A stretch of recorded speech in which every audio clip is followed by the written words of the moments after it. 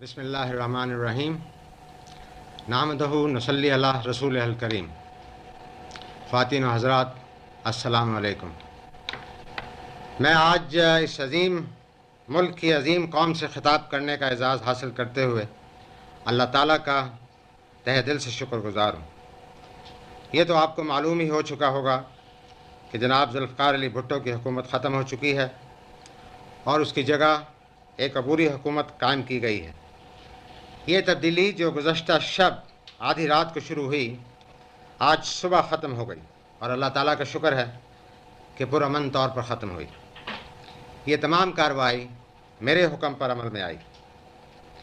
اس عرصے میں وزیر اعظم اور ان کے اکثر رفقا اور اسی طرح قومی اتحاد کے قائدین کو بھی حفاظت میں لیا گیا ہے، سوائے بیگم ولی خان کی.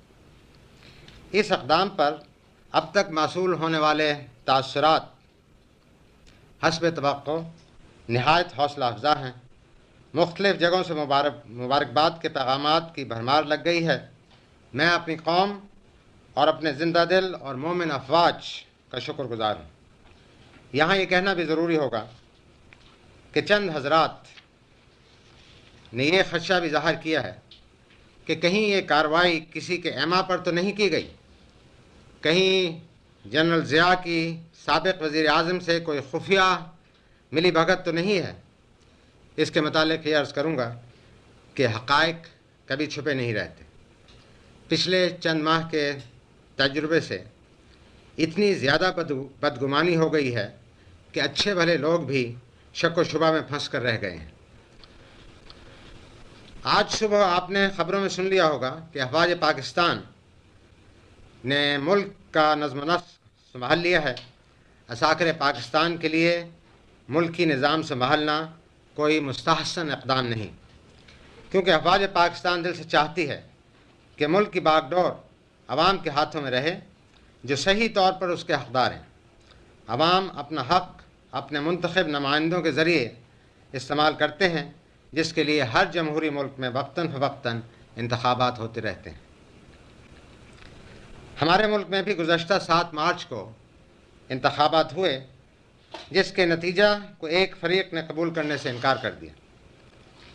انتخابات میں دھاندلی کے الزام نے جلد ہی دوبارہ انتخابات کے مطالبے کی شکل اختیار کر لی.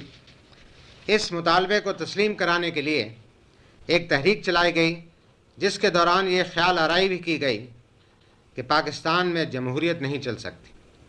لیکن میں دلی طور پر سمجھتا ہوں کہ اس ملک کی بقا جمہوریت اور صرف جمہوریت میں ہے. یہی وجہ ہے کہ اشتعال انگیز حالات اور مختلف سیاسی دباؤ کے باوجود افواج پاکستان نے حالیہ ہنگاموں میں اقتدار سنبھالنے سے گریز کیا.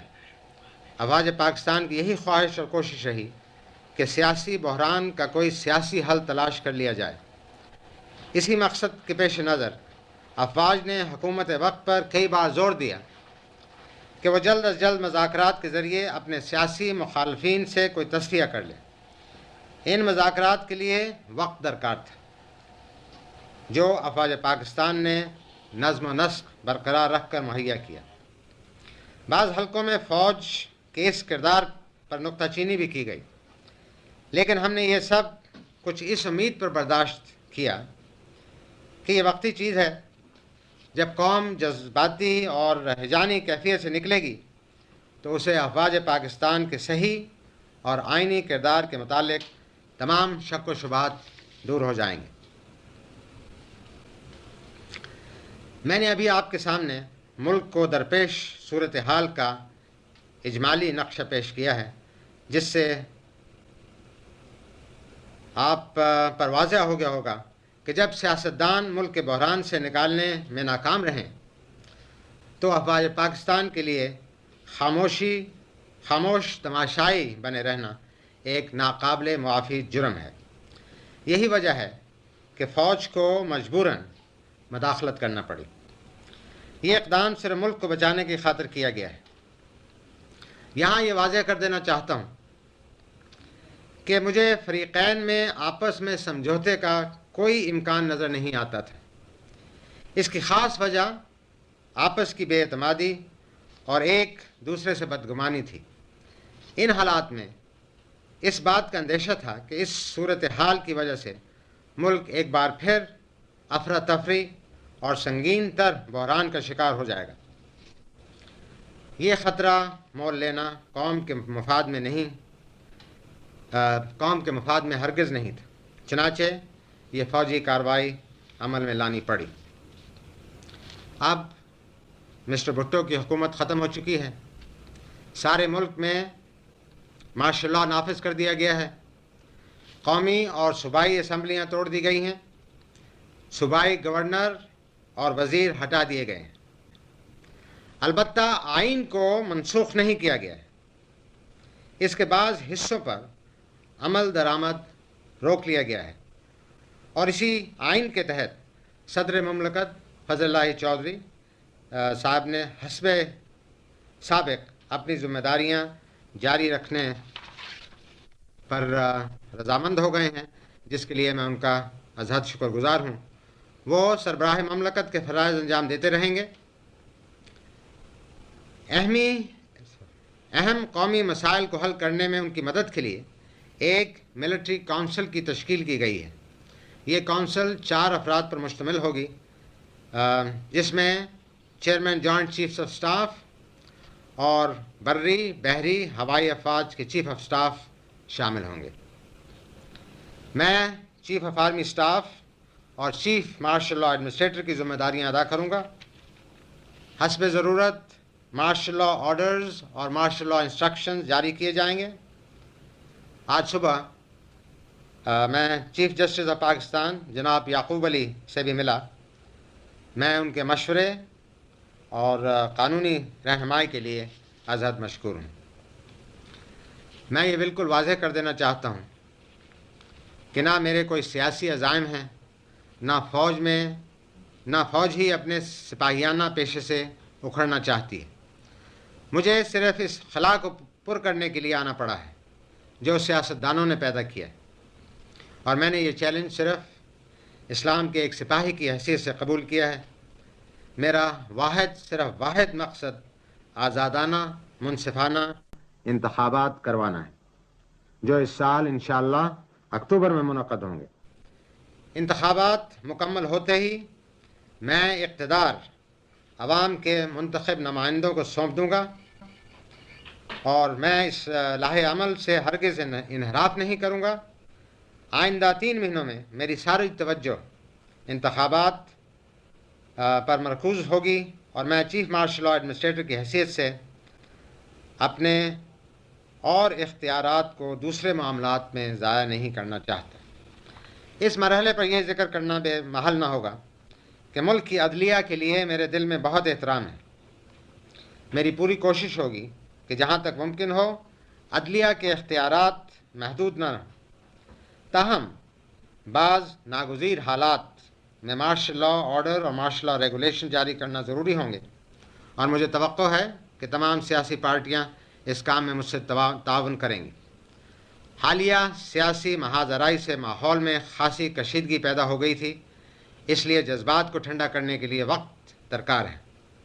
چنانچہ آج سے تا حکم ثانی ہر قسم کی سیاسی سرگرمی پر پابندی لگا دی گئی ہے، اور انتخابات سے پہلے سیاسی سرگرمیاں بحال کر دی جائیں گی۔ میرے عزیز ہم وطنوں، میں نے اپنے دل کی بات کھول کر آپ کے سامنے بیان کر دی ہے۔ میں نے آپ کو اپنے عزائم کے بارے میں اعتماد میں لے لیا ہے۔ اب میں اس مشن کو حاصل کرنے کے لیے اللہ تعالیٰ سے رہنمائی اور آپ سے مدد اور تعاون کا خواستگار ہوں۔ امید ہے کہ عدلیہ، انتظامیہ اور عام شہری میرے ساتھ تعاون کریں گے۔ میری یہ پوری کوشش ہوگی کہ مارشل لاء انتظامیہ نہ صرف سب سے انصاف اور برابری کا برتاؤ کرے، بلکہ عوام کو اس بات کا احساس بھی ہو۔ سول انتظامیہ کو اس سلسلے میں اہم کردار ادا کرنا ہے۔ لہذا میں یہ اعلان کر کے خوشی محسوس کرتا ہوں کہ میری درخواست پر ہر صوبے کے ہائی کورٹ کے چیف جسٹس نے قائم مقام گورنر بننا قبول کر لیا ہے۔ इंतज़ामिया में बाज़ अफसरों को अगर अपने मुस्तक़बिल के बारे में ख़दशात हों तो मैं उन्हें यकीन दिलाता हूँ कि किसी को भी नाकर्दा गुनाहों की सज़ा नहीं दी जाएगी। अलबत्ता अगर किसी सरकारी मुलाजिम ने अपने फ़राइज़ में कोताही बरती, जानिबदारी से काम लिया या मुल्क व कौम से बेवफाई की तो उसको सख्त से सख्त सज़ा दी जाएगी। इसी तरह अगर किसी शहरी ने अमन व अमान में खलल डालने की कोशिश की तो उसे भी सख्ती से निपटा जाएगा। बैरूनी ममालिक के साथ ताल्लुकात के बारे में मैं वाज़ह कर देना चाहता हूँ कि साबका हुकूमत ने जिन मुल्कों के साथ जो वायदे और समझौते किए हैं, मैं उनका पाबंद रहूँगा। आखिर में बर्री, बहरी और फ़िज़ाई अफवाज के तमाम अफसरान और जवानों से कहूँगा कि वह अपने फ़राइज़ बजा लाते वक्त मुकम्मल गैर जानिबदारी और इंसाफ से काम लेंगे और किसी से गैर ज़रूरी रियायत नहीं बरतेंगे।